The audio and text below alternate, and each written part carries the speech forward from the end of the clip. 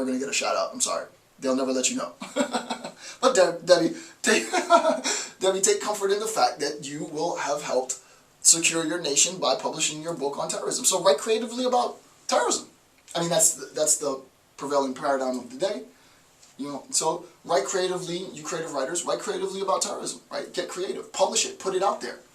Put it out into the world. Let people know that you are an imaginative person, because what you are doing at a deeper level is you're exposing the possibilities, and the attempt to expose possibility is always in the interest of those in power. It's true. Now, if you don't want to expose possibilities, that's cool too. You know, that's not a problem. But the idea is, as global citizens, wherever you live, you should have the same feeling that I have, which is an obligation and a loyalty to your state. Not emphatically, not like, go USA, screw everybody else. It's absolutely not that. Because we are global citizens. I'm a global citizen. I'm a member of the world. I'm a member of the global population. But the idea is, I got to be loyal to my state. Similarly, you got to be loyal to your state. No problem. Insofar as you can be loyal to your state, think creatively. If you don't have mathematical inclination, or you don't have, you know, political science training formally, you can't write the books, you can't do other things. Don't think that you can't make contributions. That's a lie. Everybody can contribute in their own way. Specifically, something that many people can do is write creatively. And I encourage creative writers to write creatively on this topic. Right? You should be saturating it. You can't saturate it. It can't be saturated.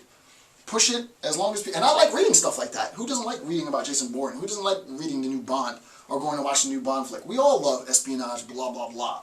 Right? So write it, make some money for yourself, and you contribute meaningfully by exposing new possibilities. Right? So that is a key contribution. Why? Because that contribution is going to help in planning. You might not think that your little novel is going to help in planning, but I can absolutely guarantee you, if I'm not a member of the intelligence community, but if Big Brother's doing his job right, and I mean Big Brother the world over, every Big Brothers, if the family of Big Brothers, there has to be a big sister, right? Isn't there a big sister? Side note, if you're watching the video, and someone will invariably answer this point, because there's always that one zealot student that's like, I am following along. Comment, oh yes, there is a big sister. I'll be like, that bastard was in tune. But I don't know if there's a big sister, right? But so, you know, there's various Big Brothers. Contribute to your Big Brother and help make him strong. So, since, or not, if you want to destabilize Big Brothers, you need people to do that too. You know, knock yourself out. Since members within the intelligence community presumably lack academics, I read that, but brainstorming possibilities, which is near the end, which those inside may not have the time to do.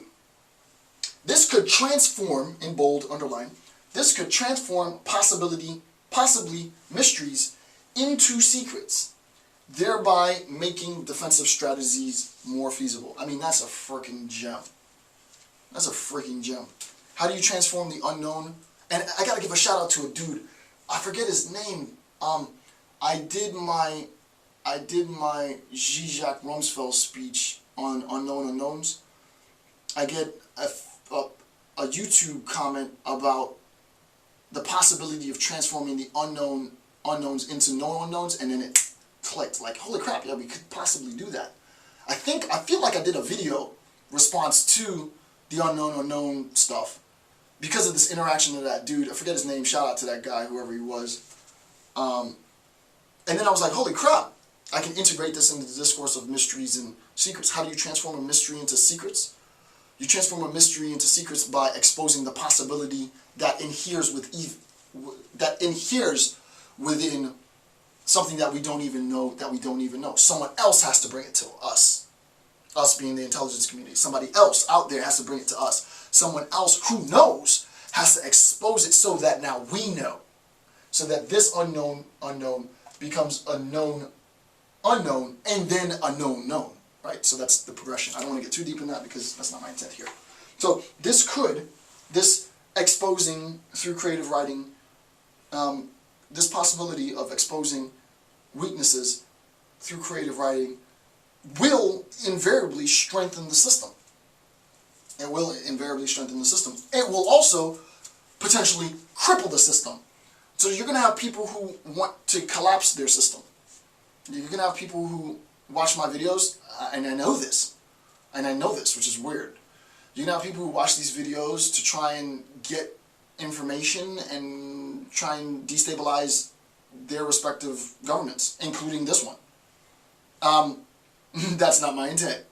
And if that is your objective, you got to know where that's going to lead you. Right? But the idea is, I know this. This information, this lecture series, is itself exposing possibilities which will help those in power protect themselves. Which, to be honest with you, is my intent.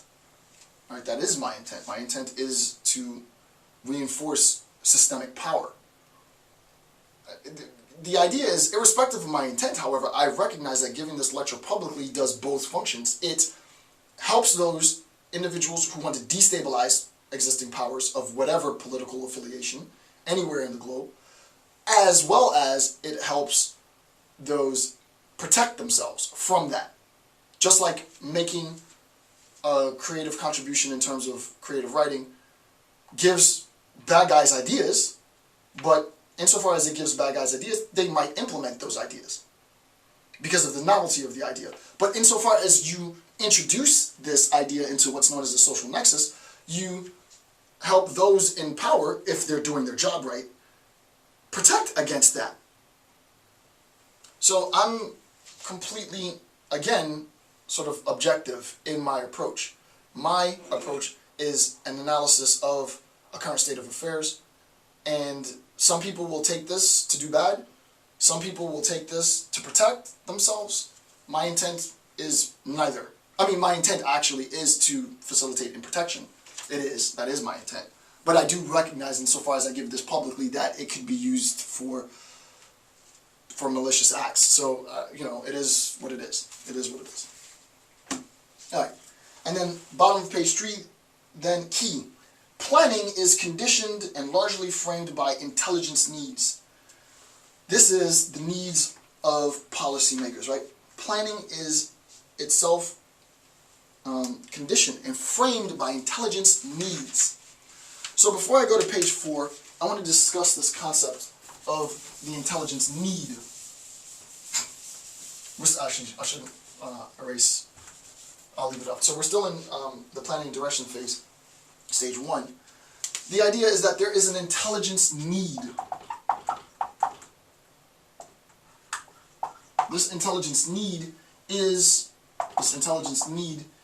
itself the need, the desire, the need, really it's not even a desire, the need is itself the condition in which policymakers find themselves.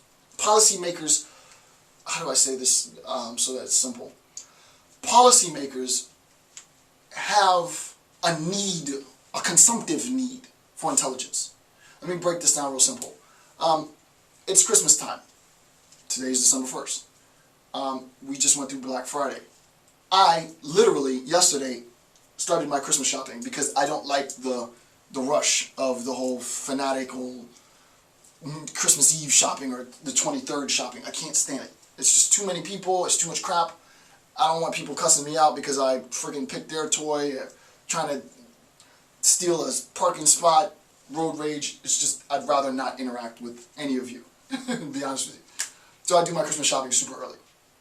So I went and did some Christmas shopping yesterday. So I go out there, pick up my gifts for the kids, pick up the gifts for the wife, because I recognize, though I know it's once, I recognize that there is a date that's coming up, which in the States is December 25th, which we celebrate as Christmas. Irrespective of any religious affiliation, you can just get a whole bunch of gifts for the kids, right? And you feel good being a dad, whatever. You hooked up the kids. So I know that that date is looming, and that date is important, because that date informs the expectations of my children. My children, because they live in this nation, have the warranted expectation that if they were good this year, they're going to get something. I didn't create Christmas. I didn't create the industry.